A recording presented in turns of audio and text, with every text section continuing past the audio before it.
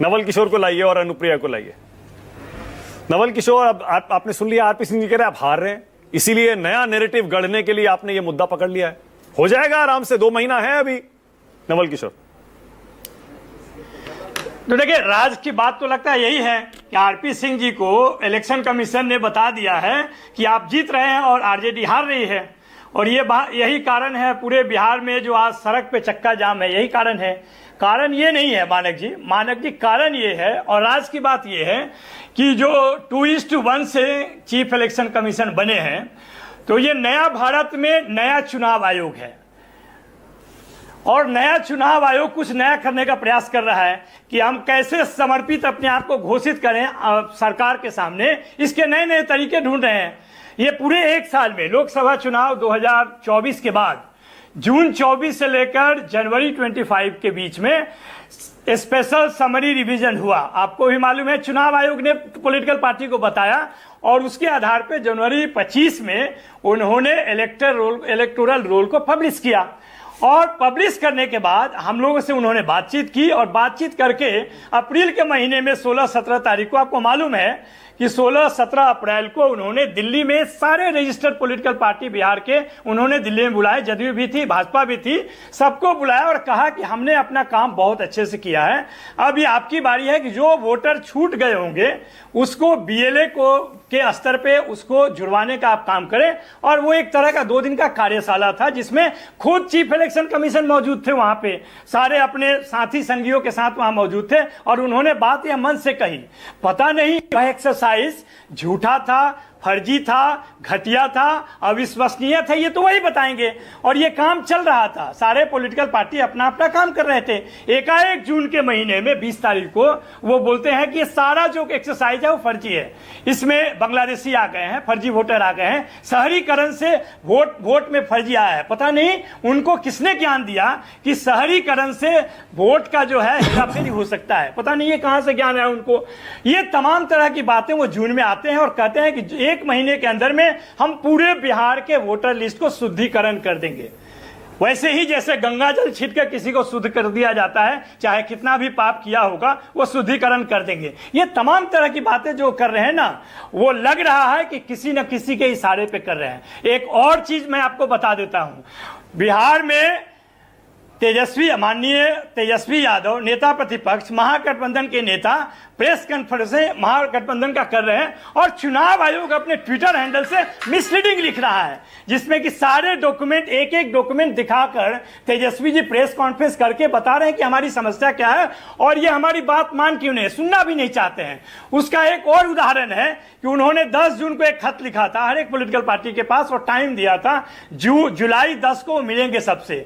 हमें इसलिए मना कर दिया कि कह रहे हैं लाल फीता शाही का एक उदाहरण, कि वो मना कर रहे हैं कि भाई आपके राष्ट्रीय अध्यक्ष ने अधिकृत नहीं किया।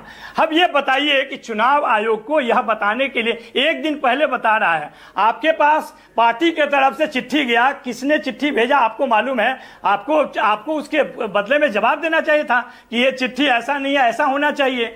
तमाम तरह का जो खेल खेलने का प्रयास कर रहे हैं चुनाव आयोग के रूप में। उनको मालूम नहीं है कि बिहार ने एक बार पहले 1990 के दशक में 95 ने टीएन शेषन ने लालू जी को और राष्ट्रीय जनता दल को परेशान करने का प्रयास किया था, और सबसे बड़ी जीत हासिल करके हम आए थे। इस बार जो काम कर रहे हैं यह संकेत है। आरपी सिंह जी, आप कह रहे हैं कि हम हार रहे हैं, लेकिन मैं आपको दावे के साथ कह रहा हूं कि बिहार की जनता मन बना चुकी है, और उसके आधार है जो हम काम किए हैं। अच्छा, एक मिनट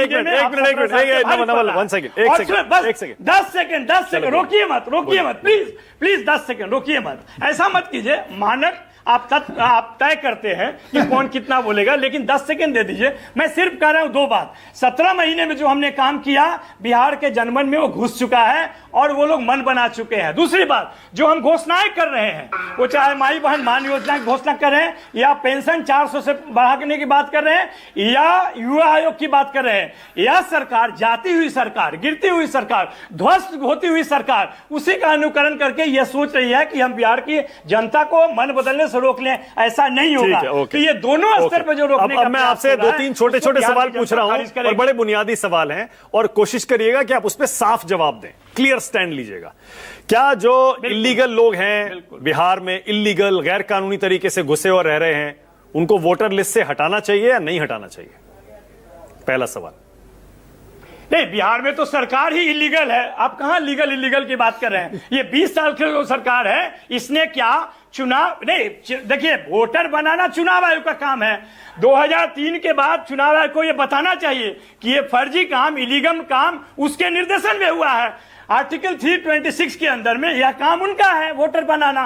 ये वोटर बना पहले राष्ट्र से और बिहार की जनता से माफी मांगना चाहिए और रिस्पॉन्सिबिलिटी फिक्स करना चाहिए कि इतने इलीगल लोग कैसे हो गए कि स्पेशल इंटेंसिव रिवीजन करने की जरूरत पड़ रही है। मतलब आप ये कह रहे हैं, आप ये कह रहे हैं, एक मिनट, मतलब आप ये कह रहे हैं अगर फर्जी वोटर बने हैं तो उनको बने रहने देना चाहिए, उनको हटाना नहीं चाहिए?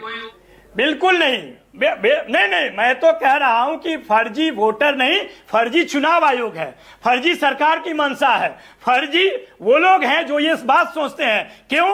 क्योंकि 9 महीने के बाद वहां पर एक नया सरकार जन्म लेने वाला है, 9 सप्ताह के बाद, आप काउंट कर लीजिए। और चुनाव आयोग वोटर में लोगों को उलझा कर रखा कि फर्जी वोटर है। ये किस तरह का मानसिकता है मानक जी? कम से कम कुछ तो जीवन में मानक होना चाहिए। ये पता नहीं, ये जो पता नहीं कौन है ज्ञानेश जी, ज्ञान के ईश्वर है ज्ञानेश का मतलब। इतना कम ज्ञान कहां से इस्तेमाल करें, किसके डर से इस्तेमाल करें, उनको बताना चाहिए साफ साफ।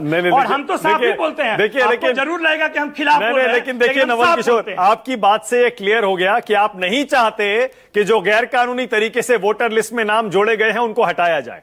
आप ये कह रहे हैं नहीं, इलेक्शन कमीशन पहले माफी मांगे नकली नाम जोड़ने के लिए, आप उनको हटाने के पक्ष में नहीं है।